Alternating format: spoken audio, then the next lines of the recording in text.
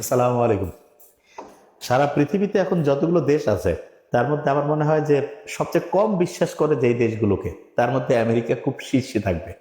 তার মানে এই দেশের বিশেষ করে প্রেসিডেন্টের কথা 24 ঘন্টায় তো সূর্য একবার আমরা দেখি ডুবে অস্ত যায়, মানে উঠে, কিন্তু এনার কথা দেখা যাচ্ছে 24 ঘন্টায় কয়েকবার কয়েক রকম হয়ে যায়। এবং এই কারণে যেটা হয়েছে, সারা পৃথিবীতে যে নেতৃত্ব দিতে চায় তার বিশ্বস্ততা থাকতে হয়, তার মানে তার কথাতে মানুষের ট্রাস্ট থাকতে হয়। সারা পৃথিবী চলে মূলত বিশ্বাসের উপর ভিত্তি করে। বিশ্বাস যদি কেউ হারায় ফেলে তাহলে তার ধ্বংস অনিবার্য। সারা পৃথিবী একসময় ব্রিটিশরা শাসন করতো না, ইংল্যান্ড, কিন্তু সে বিশ্বের নেতৃত্ব হারাইলো কিভাবে? সে বিভিন্ন জায়গায় করতো। ব্রিটিশদের সম্বন্ধে কথা প্রচলিত ছিল যে যে কোনো জায়গায় যদি দুইটা মাছেরও মধ্যে মারামারি করে তাহলে বুঝতে হবে কিছুক্ষণ আগে ওই যে মাছের সাথে কথা বলে গেছে ব্রিটিশরা। তার মানে তারা যেই জায়গায় যেত এবং এই বৈশিষ্ট্যটা এখন আমেরিকার মধ্যে আসছে। সারা পৃথিবী দেখেন সব জায়গায় যুদ্ধ করার জন্য বিভিন্ন মারামারি করার জন্য বেস তৈরি করছে, ইউএস বেস, এবং একটা দেশের সাথে আরেকটা দেশের গ্যাঞ্জাম লাগাই দিয়ে সেখানে অস্ত্র বিক্রি করার কৌশল। সে কাউকে ধমক দিয়া হচ্ছে অ্যাটাক করতেছে, যে কাউকে দেখা যাচ্ছে যে মন চাইলো দিল। দেশের একটা প্রেসিডেন্টকে হচ্ছে যে প্রাইম মিনিস্টারকে দেশের যে কোনো মুহূর্তে ওই দেশের মধ্যে ঢুকে তাকে হচ্ছে একদম বাহিনী দিয়ে, ওই যে গ্রামে গঞ্জে যেমন আছে না, লোকজনকে হচ্ছে যে গুন্ডা পান্ডারা হচ্ছে সাদাবাজি করে, হ্যাঁ, ঠিক ওই কাজটা আমেরিকা করতেছে। এবং আমার খুব কষ্ট হয় যে আমেরিকার মতো একটা জাতি, ওইখানে এত শিক্ষিত লোক, এত ভালো লোক, তারা এটার বিরোধিতা করে না। এটা কি হইলো? করে, কিন্তু যেই আঙ্গিকে করা উচিত বাংলাদেশের মানুষজন যেটা করতো এরা করলো না। তাদের তো এটা নিয়ে ভালো রকমের একটা প্রোটেস্ট করা উচিত যে আমরা এরকম মানে খারাপ পৃথিবীতে অবিশ্বস্ত একটা জাতি হইতে চাই না। কিন্তু দুর্ভাগ্যজনক ব্যাপার যে আমেরিকার যে মেইন পাওয়ারের স্ট্রাকচারটা সেটা যারা কন্ট্রোল করে, এইগুলোর মধ্যে সব সত্যিকার অর্থে চোর বাটপাট ঢুকে গেছে। সত্যি কথা, শুধু বাংলাদেশে না, এখন এগুলোর মধ্যে ঢুকে গেছে। এবং এই কারণে দেখেন সারা পৃথিবীতে সবচেয়ে বেশি লুটতরাজ, সবচেয়ে বেশি অন্যায়, অবিচার, এইগুলোর আমেরিকা জড়িত। যে কোনো জায়গায় আপনি দেখেন গ্যাঞ্জাম লাগতেছে, আমেরিকা আছে। এবং এই কারণে এখন আমেরিকার প্রতি মানুষের এমন অবিশ্বাস হয়েছে, তার যে হচ্ছে বন্ধু রাষ্ট্রগুলো যেমন ইউরোপীয় ইউনিয়ন সবচেয়ে বড় বন্ধু ছিল, তারাও কিন্তু এখন নিজেরা বুঝছে যে বাবা এই আমাদের দেশেরই দ্বীপ, মানে হচ্ছে যে সব আইল্যান্ড টাইল্যান্ড দখল করে নিবে। এজন্য কি যে নিজেরা নিজেদের সিকিউরিটি তৈরি করে। ন্যাটোর যে সদস্য তারাও এখন তাকে কেউ বিশ্বাস করে না, হ্যাঁ, যে জানে যে এ হচ্ছে যে কোনো সময় দেখা যাবে যে আমাদেরকে হচ্ছে অ্যাটাক করে ফেলবে, এবং অন্যকে অপমান করে, কোনো সম্মানের সাথে কথা বলে না। দেখেন ইউক্রেনের সাথে যে রাশিয়া, কি দরকার ভাই তোমার রাশিয়ার পাশে গ্যাঞ্জাম লাগানোর? তুমি ওইখানে কেন হচ্ছে মিসাইল সিস্টেম চালু করবা? এবং এটার কারণে কি হয়ে গেল? যুদ্ধ লাগলো। ক্ষতিটা কার হইলো? লোকটা মূল্য কার? ইউক্রেনের। তাই আমেরিকাকে বিশ্বাস করে যে আমেরিকা যার বন্ধু তার শত্রু আর লাগবে না, ওই যথেষ্ট, ওই তাকে ধ্বংস করার জন্য যথেষ্ট হয়ে যাবে। তা আমার মনে হয় যে সামনের কয়েক বছরের মধ্যে আমরা দেখবো যে আমেরিকার কথায় যে পৃথিবী চলার যে সিস্টেম এটা থাকবে না। কেন? কারণ এক নম্বরে সে বিশ্বস্ততা হারাইছে, সারা দুনিয়ার সবচেয়ে অবিশ্বস্ত হয়েছে। দুই নম্বরে তার ডলারের যে প্রভুত্ব, সারা দুনিয়া যে ডোমিনেন্স, সেইটার বদলে ইউয়ান থেকে শুরু করে ইউরোপীয় ইউনিয়ন অন্য সবকিছু চলে আসবে।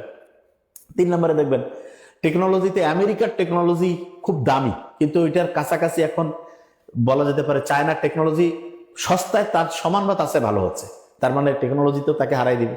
এরপরে দেখেন যে জিপিএস সিস্টেম দিয়ে যে আমেরিকা কন্ট্রোল করে, নিজস্ব জিপিএস সিস্টেমের মতো সিস্টেম আমেরিকা নিয়ে মতো হচ্ছে চায়না নিয়ে আসছে। এরপরে আপনি যদি মাথায় নেন আমেরিকার প্রত্যেক বছরের যে হচ্ছে ঋণ জাতীয়ভাবে ন্যাশনাল পর্যায়ে সারা দুনিয়ার মধ্যে সবচেয়ে বেশি, এত বেশি তারা হচ্ছে ঋণ করছে, তো ডলার ছাপাচ্ছে আর ঋণ করতেছে। তো এই ঋণের যে ইন্টারেস্ট রেট সেটাই বিলিয়ন বিলিয়ন ডলার। তার মানে এটা তার অর্থনৈতিক অবস্থাটা আস্তে আস্তে ভঙ্গুর করে ফেলবে। ইউনিভার্সিটি গুলোর অবস্থা দেখেন, সারা দুনিয়া আগে সব আমেরিকান ইউনিভার্সিটি ছিল। কিছুদিন আগে রিপোর্ট দেখলাম সারা দুনিয়ার সেরা 10টার মধ্যে মোস্ট অফ দ্য ইউনিভার্সিটি হচ্ছে চায়না। এবং ইন্টারেস্টিং জিনিস লক্ষ্য করেন যে আমেরিকা যে জিনিসটা 1000 টাকায় বানাচ্ছে সেই জিনিসে চায়না 50-100 টাকায় বানাই দিচ্ছে, এবং কোয়ালিটি ওর সমান তার চেয়ে ভালো হচ্ছে। তার মানে বুঝতেই পারছে যে আমেরিকা তার যে ডোমিনেন্স ছিল তার কথাতে দুনিয়া চলবে, এইটা কিন্তু সামনে বন্ধ হওয়ার জায়গায় আসছে। এবং আরেকটা জিনিস, আমেরিকার ভিতরে যে রিপাবলিকান এবং ডেমোক্র্যাট এদের মধ্যে কিন্তু বড় রকমের কনফ্লিক্ট তৈরি হয়েছে। এমন হইতে পারে ওই দেশেই হচ্ছে গ্যাঞ্জাম লাগিয়ে গেল, তার মানে ভিতরে ভিতরে ওই দেশের যে হচ্ছে যে দুই পার্টির মধ্যে অনেকটা আওয়ামী লীগ বিএনপির মতো অবস্থা তৈরি হয়ে গেছে। হ্যাঁ, এইটা যদি হয় এবং বিধ্বংসী যদি হয় তাহলে দেখা যাবে কি, একটা দেশের ভিতরেই যদি বিধ্বংসী অবস্থা থাকে ও আবার বাইরে যেয়ে কন্ট্রোল করতে পারবে না। এবং এখানে একটা জিনিস আছে, যখনই ভিতরের মধ্যে বেশি গ্যাঞ্জাম লাগে এবং শক্তিশালী দেশ, তখন তারা ভিতরের গ্যাঞ্জামটাকে এটাকে হচ্ছে ওটাকে কি বলে, ওই যে শাক দিয়ে মাছ ঢাকার মতো বাইরে অ্যাটাক করে ফেলে। তো এই জিনিসগুলো রয়েছে। স্যার আপনার ক্যামেরার গ্লাসটা মনে হয় গোলা, হ্যাঁ এটা আমিও আজকে চিন্তা করতে চাই, এটা ঠিক করতে হবে, দেখি ইনশাআল্লাহ। এবং আরেকটা ইন্টারেস্টিং জিনিস যেটা রয়েছে সেটা হলো যে যদি আমরা দেখি যে আমেরিকা তার কথা এবং কাজের যে অমিল, এইটার কারণে সারা পৃথিবীতে মানুষজনের এখন একটা হাসির পাত্র হয়েছে। এবং দেখেন যে আমেরিকার প্রেসিডেন্ট কত একটা ভালো লোক, আর কথা ট্রাম্পের মতো লোক, যে মারতেছে সারা দুনিয়াতে হাসি তামাশার মধ্যে মিল, মানে মানুষের জীবনেই যে ইরানের যে বালিকা, যে গার্লস এবং মানে ছোট বাচ্চাদের যে বিদ্যালয়ে যে আক্রমণটা করলো, কত মানে বলা যেতে পারে ওটাকে বলে যে শত শত বাচ্চা মারা গেল, ওইটা নিয়ে তার কোনো ভ্রুক্ষেপে নেই। তার মানে কত ডেঞ্জারাস এই খারাপ জিনিসগুলো আমেরিকা হচ্ছে যে ক্রমাগত করতেছে। এবং এটা আমার যেটা অবজারভেশন সেটা হলো যে ইকোনমিক্যালি সে হচ্ছে যে দুর্বল হয়ে যাচ্ছে, ডলারের আধিপত্য যেটা সেটা নাই হয়ে যাচ্ছে, সামরিক ব্যয়ের কারণে সে নিজে যুদ্ধ করে আর কত টাকা কামাই করবে সেটা রাস্তা বন্ধ, প্রযুক্তি তো চায় না তার সাথে একদম সমান্তরালে, তাকে কিছু ক্ষেত্রে বিটু দিয়ে দেবে। ভিতরের মধ্যে যে তার রাজনৈতিক শক্তিগুলো আছে তাদের মধ্যে হচ্ছে একটার সাথে আরেকটার ফাইটিং রয়েছে, ইন্টারনাল কনফ্লিক্ট।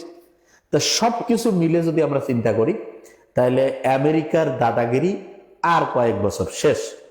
এই ইরান যুদ্ধের পরে আপনি নিশ্চিত থাকেন যে ওই আমেরিকার কথাই এই কথা চলবে না, বরং হ্যাঁ অনেক অবশ্যই ওয়ান অফ দ্য বেস্ট, বা ওয়ান অফ দ্য কি বলা যেতে পারে যে পাওয়ারফুল কান্ট্রিজ থাকবে, কিন্তু হচ্ছে যে তার কথাতেই বিশ্ব চলবে এরকম না, বরং বলা যেতে পারে যে চায়না, এখানে ইউরোপীয় ইউনিয়ন, এদের কথা, চায়নার কথা খুব থাকবে। এবং চায়নার সাথে আপনি দেখেন ইউরোপীয় ইউনিয়নের বড় রকমের কানেকশন তৈরি হচ্ছে, ইন্ডিয়ারও এখানে একটা ভালো প্রভাব থাকে।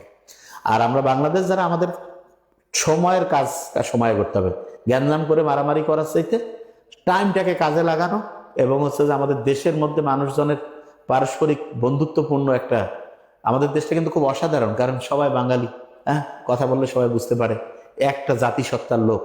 যদি আমরা জাস্ট একটু যদি হচ্ছে যে রাজনৈতিক পরিস্থিতিটা যদি বন্ধুত্বপূর্ণ হয়, দেখা যাবে যে একদম পিক অফ দ্য ম্যাক্সিমা, মানে একেবারে সর্বোচ্চ পর্যায়ে ইনশাল্লাহ আমরা যাব। তাই ইনশাল্লাহ ইসলামের একটা নিয়ম আছে, যে অন্যায় করে, যে যত বেশি হচ্ছে অনিয়ম করে, তাকে নেতৃত্ব থেকে অটোমেটিক আল্লাহর ইশারায় হোক আর যেভাবে হোক সে নাই হয়ে যায়। এবং মুসলমানরাও যে নেতৃত্ব থেকে হারাইছে, তার মানে মুসলমানরা ওই সময় যে ইসলামের কথা, সেই কথা অনুযায়ী কাজ করতে পারেনি। এবং নিয়মটাই হচ্ছে যে হচ্ছে মূলনীতির বাইরে যাবে সে ধ্বংস হয়ে যাবে। দেখেন ইউরোপিয়ান কান্ট্রিগুলো দেখেন, ধর্মীয়, ওরা ধর্ম মানে না কিন্তু ধর্মীয় ব্যাপারগুলো মানে, সত্য কথা কয়, মানুষকে ঠকায় না, তারপরে হচ্ছে অন্যের উপকার করে, গরিব দুইকে দান খয়রাত করে, আচ্ছা না, এগুলো কিন্তু ইউরোপিয়ান কান্ট্রি দেশের লোক করতেছে। আর আমরা মুসলমান থেকে হয়েছি ঠিকই, কিন্তু ঠিকভাবে জাকাত দেই না, ফিতরা দেই না, দান খয়রাত করি না, মিথ্যা কথা কই, ঠকাই মানসিক। তার মানে ফর্মুলা, ধর্মীয় ফর্মুলা আমরা মানি নাই, যে মানছে সে উন্নত হয়েছে। তো এটা খুব ইন্টারেস্টিং, মুসলমানরা যে উন্নত হইতে পারে না, তার মানে ফর্মুলা আমরা মানি নাই। স্টুডেন্ট ভালো হবে কখন? যখন সে রেগুলার পড়াশোনা করবে, নিয়ম মানবে। ঠিক তেমনি করে ইসলামের যে কোরআন এবং তার সাথে যে হাদিস, এইটার যে মূল ফর্মুলা, এইটা ফলো করে যেই জাতি চলবে তারা উন্নতি হবে। যেমন আমি অস্ট্রেলিয়াতে শুনি, কানাডাতে শুনি যে রাতে একদম তাড়াতাড়ি ঘুমায় যায়, এবং তারা ভোরে উঠে সারা দিন পরিশ্রম করে, এবং তাদের হচ্ছে করাপশন নাই, স্বজনপ্রীতি নাই, তারপরে দলীয়করণ নাই, এই জন্য দেশটা উন্নত হয়। তা আশা করছি যে আমরা যত হচ্ছে ধর্মীয় বিধান মানবো, সততার সাথে হচ্ছে যে কাজ করব, ইনশাল্লাহ আমরা অসাধারণ জায়গায় যাইতে পারবো। Thank you so much. আসসালামু আলাইকুম।